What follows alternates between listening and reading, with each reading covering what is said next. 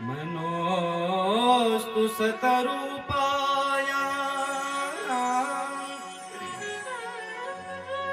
त्रिस्त्रः कन्यास्य जगिरे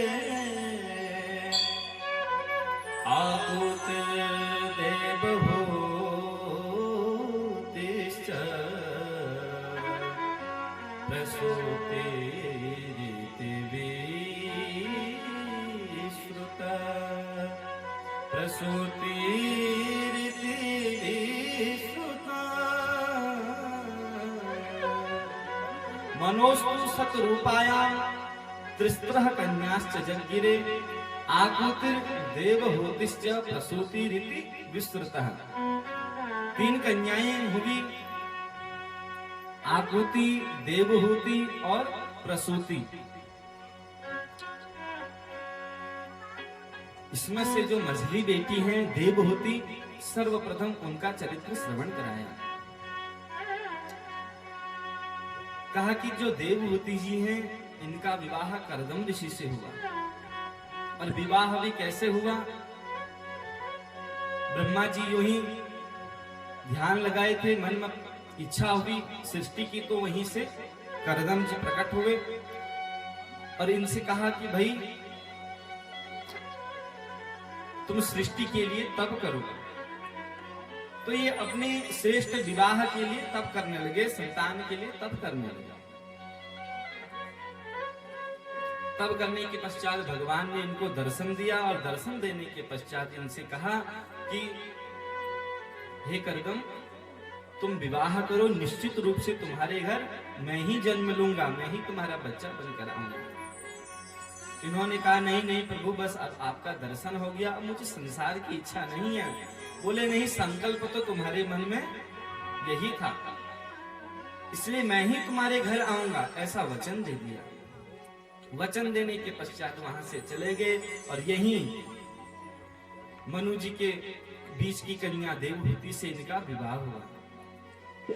लेकिन विवाह होते समय इन्होंने एक शर्त रखी, देवी देखो हम एक ही शर्त पर तुमसे विवाह करेंगे, और वह यह है कि एक संतान होते ही हम पुनः विरक्त हो जाएंगे, फिर संग में नहीं रहेंगे।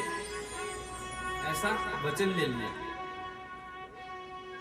लेकिन विवाह तो हुआ, विवाह होने के बाद अब ये तो समाधि में रहते थे, कुटिया में आए और कुटिया में एकदम समाधि में चले गए।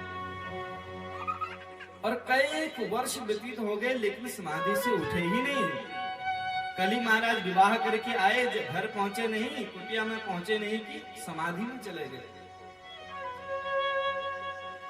समाधि अवस्था, समाधि उसे कहते हैं जिस समय जीव को, व्यक्ति को अपने शरीर का भान नहीं रहता, वो उस आनंद में, उस सागर में डूब जाता है। तो कई वर्ष व्यतीत हो गए लेकिन देवहूति जी अभी भी सेवा कर रही हैं अपने पति देव की, करदम ऋषि की खूब सेवा कर रही है। कुछ वर्षों के बाद देखा कि उनकी आंखें खुली तपस्या से और देखा कि एक देवी कोई सेवा कर रही है मेरी, और भूल गए कि मेरा विवाह भी हुआ था। पूछने लगे, अरे देवी तुम कौन हो, तुम्हारा परिचय? बोले वाह महाराज, हमारे ही संग विवाह किए और हम ही को भूल गए। मैं तुम्हारी पत्नी देवहूति हूँ। ओहो देवी, मैं तो भूल ही गया था कि मैंने विवाह किया। लेकिन धन्य है कि इतने वर्षों तक भी जो देवहूति जी थी उनकी भी बड़ी बड़ी जटाएं, एकदम मलिन शरीर हो गया, बाल एकदम जटा के रूप में परिवर्तित हो गए। तुष्टो हमद्य तव मान पिमान दाया शुश्रूषया परमया परया च भक्त्या यो देहिनामयमतीव सुरतः स्वदेवो नावेक्षित भक्त्या। देवी तुम्हारी ऐसी भक्ति से मैं बहुत प्रसन्न हुआ, लेकिन तुम्हारा श्रृंगार कहाँ गया? बोले प्रभु, जब आप ही हे पतिदेव, जब आप ही समाधि में चले गए तो मैं श्रृंगार किसके लिए करते? क्योंकि एक स्त्री जो श्रृंगार करती है अपने पतिदेव के लिए ही करता है।